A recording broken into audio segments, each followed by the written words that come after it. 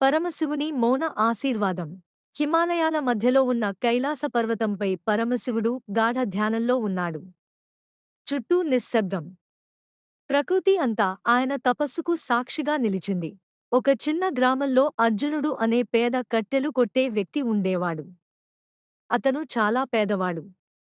అయినప్పటికీ ప్రతి ఉదయం అడవికి వెళ్లే ముందు చేతులు జోడించి, ఓం నమః శివాయ, నాకు శక్తిని ఇవ్వు పరమేశ్వరా అని భక్తితో ప్రార్థించేవాడు.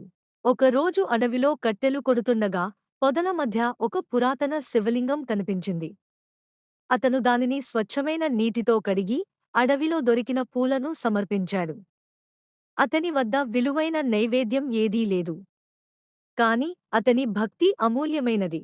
కైలాసంలో ఉన్న పరమశివుడు ఆ భక్తిని చూసి సంతోషించాడు. మరుసటి రోజు అర్జునుడు అక్కడికి వెళ్లి చూడగా శివలింగం పక్కనే ఒక అద్భుతమైన పండ్ల చెట్టు కనిపించింది. ఆ చెట్టు ప్రతిరోజూ పండ్లు ఇచ్చేది.